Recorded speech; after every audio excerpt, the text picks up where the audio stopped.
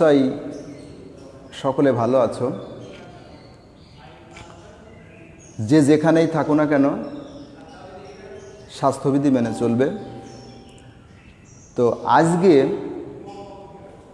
আমাদের একাদশ দ্বাদশ শ্রেণীর তথ্য যোগাযোগ প্রযুক্তি ক্লাসে সকলকেই স্বাগতম। তো আজকে আমরা যে বিষয়টি আলোচনা করতে চাচ্ছি সেটা দ্বিতীয় অধ্যায়ের ডেটা ডেলিভারি মোড। দ্বিতীয় অধ্যায়ের data delivery mode. Data delivery mode মূলত আমরা পূর্বের ক্লাসে যে ডেটা ট্রান্সমিশন মোড আলোচনা করেছিলাম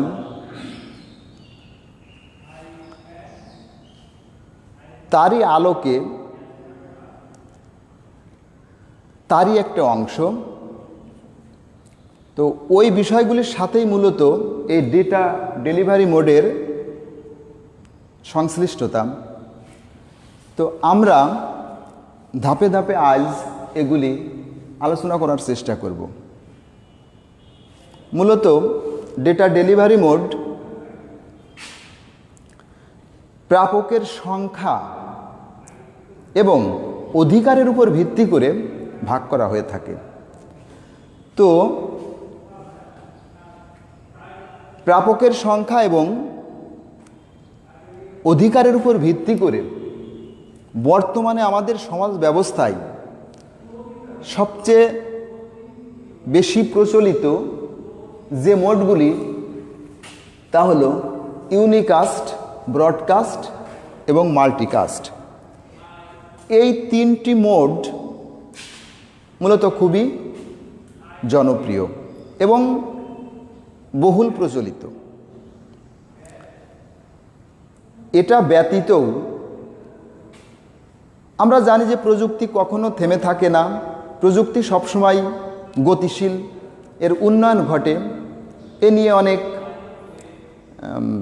বিশ্লেষণ চলে এবং ক্রমান্বয়ে বা ক্রমশ এটা ডেভেলপ করে। তো তারই আলোকে এই প্রযুক্তির ক্রমান্বয়ে বা ক্রমশ উন্নয়নের ফলে এবং চাহিদার সাথে প্রয়োজনটা মেটানোর জন্য আরও দুটি এরকম ডেলিভারি মোড আমাদের বর্তমানে প্রচলিত রয়েছে, যেটা অ্যানিকাস্ট এবং আরেকটি জিওকাস্ট নামে পরিচিত। তাহলে আমরা দেখতে পাচ্ছি মোট আমরা এখানে 5টি ডেটা ডেলিভারি মোড দেখতে পাচ্ছি। তো ধাপে ধাপে আমরা এগুলি আলোচনা করার চেষ্টা করব। আশা করি বুঝতে সমস্যা হবে না। আলোচনা অংশটুকু মাথায় রেখে আলোচনার থেকে যতদূর সম্ভব তোমরা বোঝার চেষ্টা করবে। আর তারপর বাড়িতে আবার এগুলা অবসর সময়ে সেগুলা একটু দেখলে, বইয়ে পড়লে বিষয়টা পুরাপুরি ক্লিয়ার হবে আশা রাখি। তাহলে এবার আমরা আলোচনার দিকে যাই। প্রথমত আমাদের ইউনিকাস্ট। তো ডেটা ডেলিভারি মোডের ইউনিকাস্ট মোডটা কীরকমভাবে ডেটা আদান প্রদান করে বা কীরকমভাবে তথ্য আদান প্রদান করে। মূলত নেটওয়ার্কভুক্ত অনেকগুলি কম্পিউটারের মধ্যে একটি নোড কম্পিউটার থেকে যখন ডেটা প্রেরণ করা হয় বা প্রেরক কম্পিউটার থেকে যখন ডেটা প্রেরণ করা হয়, তখন প্রাপক অপর প্রান্তে যতই থাক না কেন বা একাধিক যদি হয়, 5 জন 10 জন 20 জন 50 জন যাই হোক না কেন, একজন প্রেরক একটা প্রেরক কম্পিউটার থেকে তথ্য প্রেরণ করলে অপর প্রান্তে শুধুমাত্র একজন প্রাপকই তথ্যটা গ্রহণ করতে পারবে এবং তথ্য বিনিময় করতে পারবে, আদান প্রদান করতে পারবে। একসাথে ওই একাধিক ব্যক্তি বা একাধিক প্রাপক তথ্য গ্রহণ করতে পারবে না। কোন মোডে? এই ইউনিকাস্ট মোডে। তাহলে একজন প্রেরক একবার ডেটা ডেলিভারি দিলে একজন প্রাপকই ডেটা বা তথ্য গ্রহণ করতে পারবে। তবে হ্যাঁ, একাধিক প্রাপকও তথ্য গ্রহণ করতে পারবে। সেক্ষেত্রে প্রাপকের সংখ্যা কতজন? 5 জন যদি হয়, তাহলে ওই প্রেরককে বা প্রেরক কম্পিউটার থেকে 5 বার ডেটা 5 জনের কাছে আলাদা আলাদাভাবে ডেলিভারি দিতে হবে। যদি 10 জন হয়, 20 জন হয়, 50 জন হয়, যতগুলো প্রাপকের সংখ্যা ঠিক ততবারই প্রেরক কম্পিউটার থেকে ডেটা আলাদা আলাদাভাবে ডেলিভারি দিতে হবে। তাহলে আমরা দেখতে পেলাম কি, যে প্রাপকের সংখ্যা যতই হোক না কেন, প্রেরক কম্পিউটার থেকে একবার ডেলিভারিতে শুধুমাত্র একজন প্রাপকই তথ্য গ্রহণ করতে পারে বা তথ্যের বিনিময় করতে পারে। এই যে ডেটা ডেলিভারি পদ্ধতি, এটাই মূলত হচ্ছে ইউনিকাস্ট মোড নামে পরিচিত। তো আমরা এখানে ইউনিকাস্ট মোডের একটা ছোট্ট একটা চিত্রের সাহায্যে আমরা দেখার চেষ্টা করি।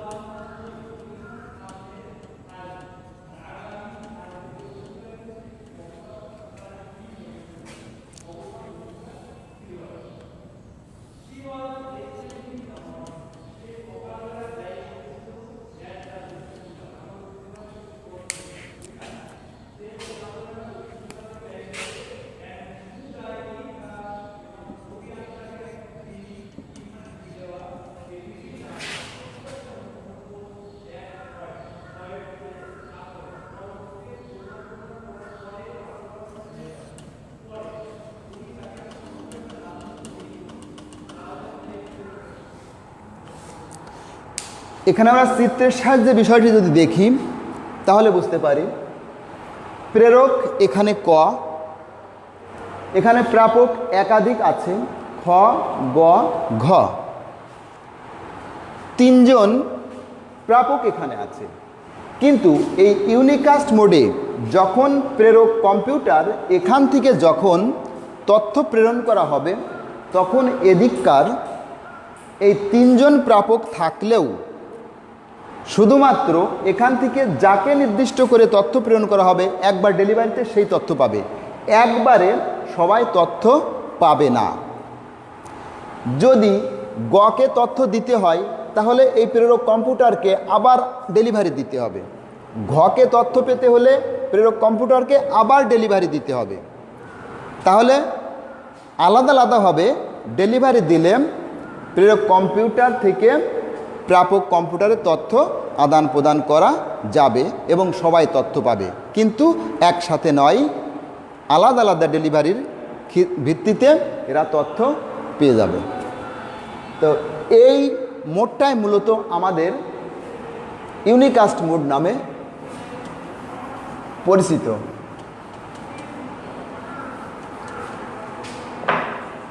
এবার আমরা আসি ব্রডকাস্ট।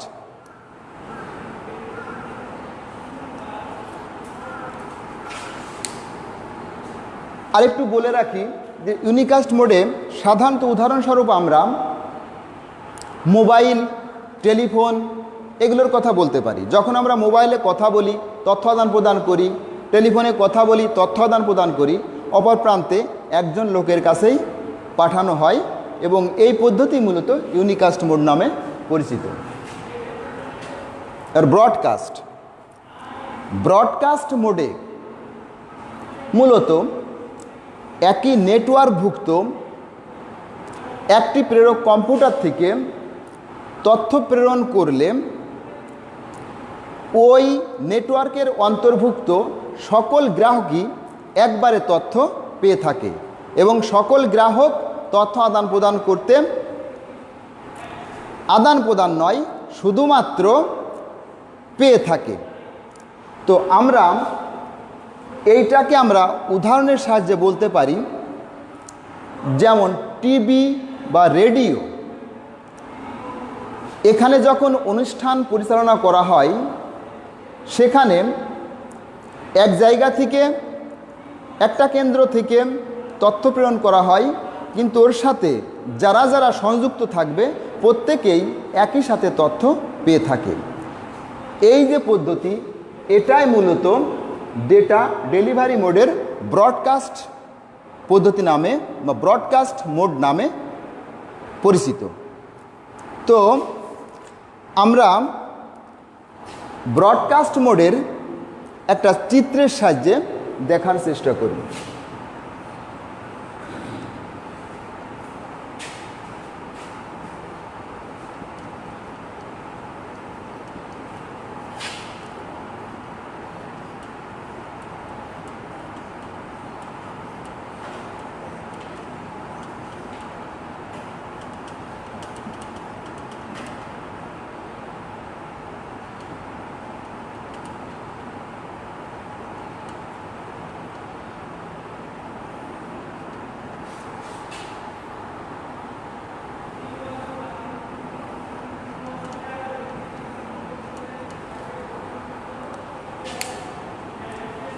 এই চিত্রের সাহায্যে আমরা দেখতে পাচ্ছি যে প্রেরক কম্পিউটার, এখান থেকে তথ্য প্রেরণ করা হলে একসাথে এদিকে যত প্রাপক কম্পিউটার থাক না কেন প্রত্যেকেই তথ্য পেয়ে থাকে এবং আলাদা আলাদাভাবে তাদেরকে তথ্য ডেলিভারি দিতে হয় না। পূর্বেই বলেছি, যেমন টিভি, রেডিও এই পদ্ধতিতে তথ্য প্রেরণ করে থাকে।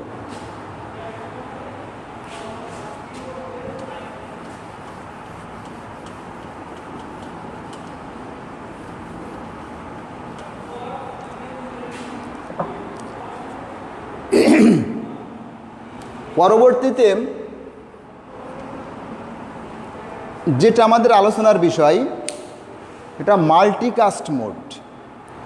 মাল্টিকাস্ট ডেটা ডেলিভারি মোডে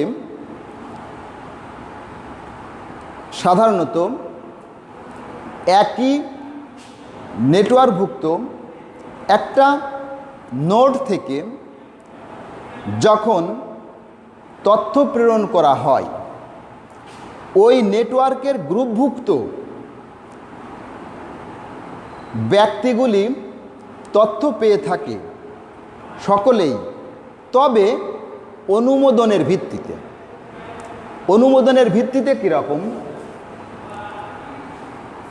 নেটওয়ার্কের অন্তর্ভুক্ত একাধিক প্রাপক বা গ্রাহক কম্পিউটার থাকলেও যাদেরকে শুধু অনুমোদন দেয়া হবে তারাই শুধু ওই তথ্য পেয়ে থাকে এবং তারাই তথ্য গ্রহণ করতে পারবে।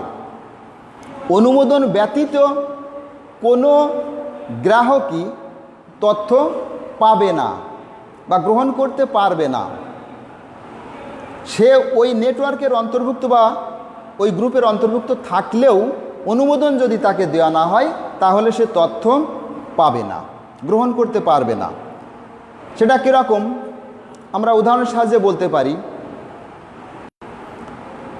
যে ভিডিও কনফারেন্স, অডিও কনফারেন্স, একটা জায়গা থেকে তথ্য প্রেরণ করা হচ্ছে, একটা কেন্দ্র থেকে তথ্য পাঠানো হচ্ছে, আলোচনা করা হচ্ছে, কিন্তু ওই ভিডিও কনফারেন্সে যে ব্যক্তিগুলোকে শুধু পারমিশন দেওয়া হয়েছে, অনুমোদন দেওয়া হয়েছে, তারাই ওই ভিডিও কনফারেন্সে অথবা অডিও কনফারেন্সে অংশগ্রহণ করতে পারে এবং তথ্যের বিনিময় করতে পারে।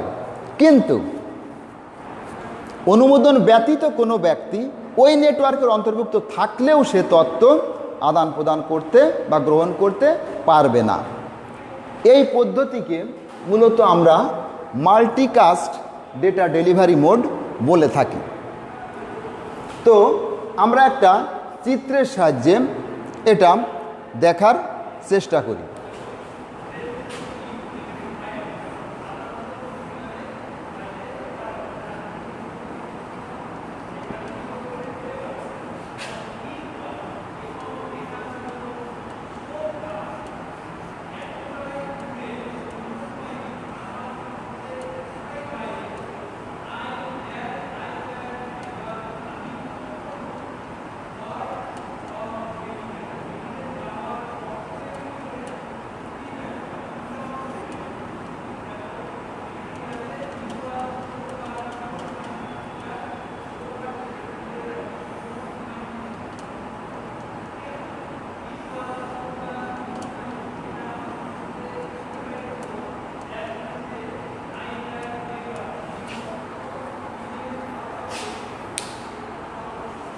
এখানে আমরা চিত্রে দেখতে পাচ্ছি যে প্রেরক কম্পিউটার থেকে তথ্য পাঠানো হচ্ছে, কিন্তু একই নেটওয়ার্কের অন্তর্ভুক্ত খ, গ, ঘ, উম প্রত্যেকেই প্রাপক, কিন্তু এরা সবাই তথ্য পাচ্ছে না, গ্রহণ করতে পারছে না বা তথ্যের বিনিময় ঘটাতে পারছে না। খ, গ এবং উম এই তিনজনকে অনুমোদন দেওয়া হয়েছে, তাই এরাই শুধু তথ্যের বিনিময় করতে পারবে এবং পারছে। কিন্তু ঘকে অনুমোদন দেওয়া হয়নি, তাই এই ঘ নেটওয়ার্কের অন্তর্ভুক্ত থাকা সত্ত্বেও সে তথ্য গ্রহণ করতে পারবে না। উদাহরণের সাহায্যে আমরা বলেছি যে অডিও ভিডিও কনফারেন্সকে আমরা এই মাল্টিকাস্ট মোডের উদাহরণ হিসাবে দেখতে পাই।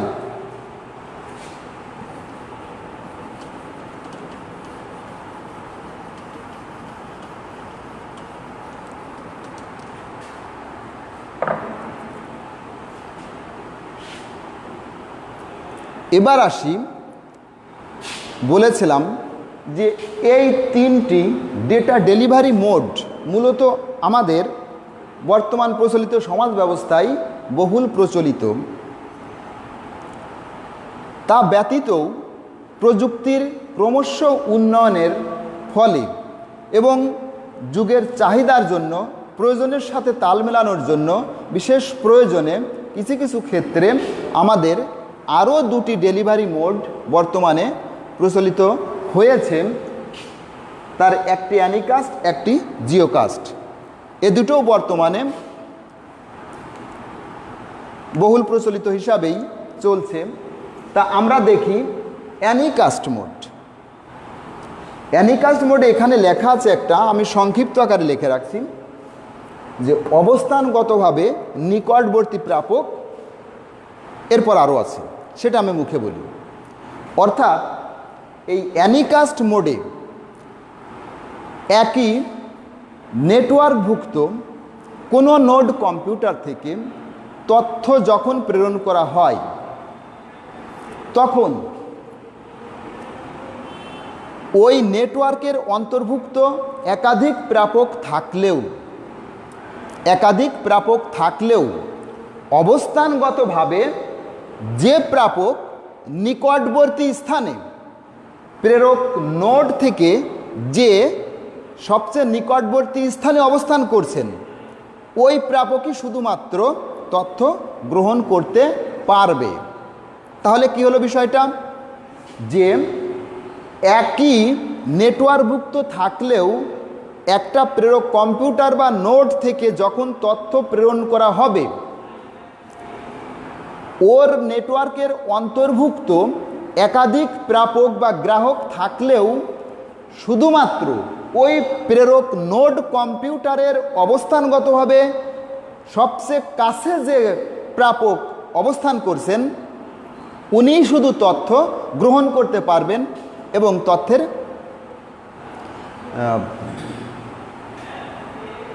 পাবে উনি। কিন্তু যদি সবচেয়ে নিকটবর্তী প্রাপক যদি তথ্য গ্রহণ করতে কোনো কারণে ব্যর্থ হয়, তাহলে যদি কোনো কারণে নিকটবর্তীজন তথ্য গ্রহণ করতে ব্যর্থ হয়, তাহলে পরবর্তী নিকটবর্তীজন তথ্য পেয়ে যাবে। কিন্তু যদি সবচেয়ে নিকটবর্তীজন তথ্য গ্রহণ করতে পারেন, তাহলে পরে আর ওই ব্যক্তি তথ্য পাবেন না।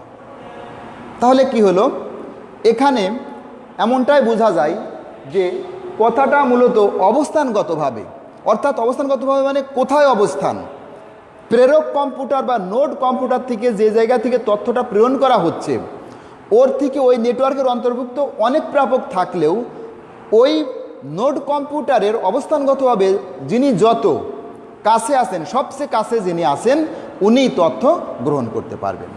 এই পদ্ধতি মূলত আমাদের অ্যানিকাস্ট পদ্ধতি নামে পরিচিত। তো আমরা একটা চিত্রের সাহায্যে একটু দেখার চেষ্টা করি।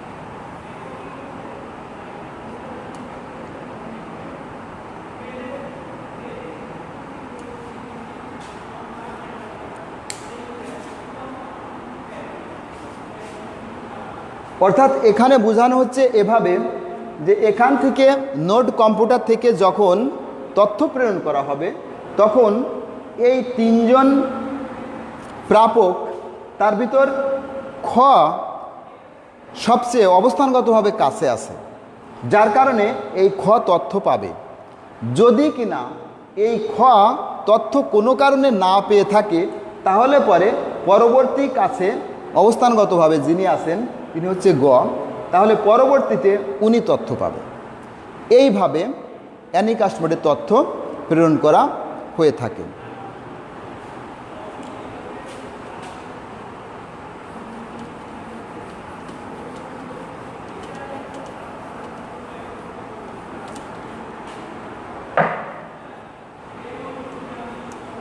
এবার আমরা আসি জিওকাস্ট,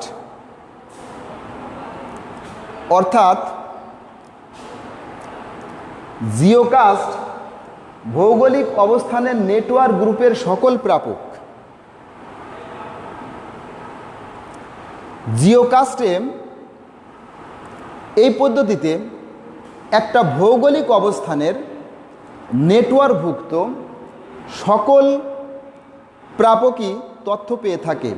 যখন ওই নেটওয়ার্কের অন্তর্ভুক্ত কোনো নোড কম্পিউটার থেকে তথ্য প্রেরণ করা হয় ওই একটা ভৌগোলিক এলাকার জন্য বা ওই অঞ্চলের জন্য শুধুমাত্র, তখন ওই অঞ্চলের ওই নেটওয়ার্কের অন্তর্ভুক্ত যারা যারা থাকেন তারা ওই